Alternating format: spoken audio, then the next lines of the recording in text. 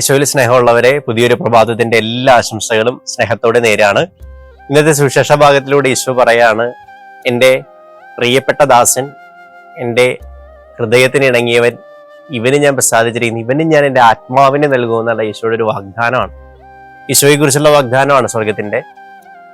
നമുക്കൊന്ന് ചിന്തിച്ചു നോക്കാം, നമ്മൾ സ്വർഗത്തിന് പ്രിയപ്പെട്ടവരാണോ? നമ്മൾ ദാസരാണോ ഈശോയുടെ മുമ്പിൽ? ആ ഒരു ദാസ്യ മനോഭാവത്തോടു കൂടെയാണോ നമ്മൾ കടന്നു പോകുന്നത് എന്ന് ചിന്തിച്ചിരിക്കേണ്ട ഒരു ദിവസമാണിത്. ഈ ഒരു നോമ്പിന്റെ ഏറ്റവും അവസാന ആഴ്ചകളിലേക്ക് നമ്മൾ പ്രവേശിക്കാൻ പോവാണ്. ഇനി അടുത്ത ആഴ്ച എന്ന് പറയുന്നത് വലിയ ആഴ്ചയിലേക്ക് നമ്മൾ പ്രവേശിക്കുകയാണ്. ഒന്ന് ചിന്തിച്ചു നോക്കാം, എന്നെ കുറിച്ച് സ്വർഗം എന്തായിരിക്കും പറയുന്നത്? ഞാൻ ചെയ്യുന്ന ആത്മീയ കൃത്യങ്ങളായിക്കോട്ടെ, ഞാൻ ചെയ്യുന്ന പുണ്യപ്രവർത്തികളായിക്കോട്ടെ, എൻ്റെ ജീവിതം കാണുമ്പോഴായിക്കോട്ടെ, സ്വർഗം എന്നെ കുറിച്ച് നീ എനിക്ക് പ്രിയപ്പെട്ടവനാണ് എന്ന് പറയാൻ മാത്രമുള്ള ഒരു ജീവിതത്തിന്റെ ഒരു ശുദ്ധീകരണം, അല്ലെങ്കിൽ ജീവിതത്തിന്റെ ഒരു എളിമ, അല്ലെങ്കിൽ ഈ ജീവിതത്തിന്റെ ഒരു പുണ്യം എൻ്റെ ജീവിതത്തിൽ ഞാൻ കൈവരിച്ചു ഈ നോമ്പ് കാലത്തിലൂടെ. മറ്റുള്ളവരെന്ത് പറയുന്നു എന്നുള്ളതല്ല, സ്വർഗം എന്നെ കുറിച്ച് എന്ത് പറയുന്നു എന്ന് ധ്യാനിക്കുന്ന ഒരു ദിവസമാവട്ടെ.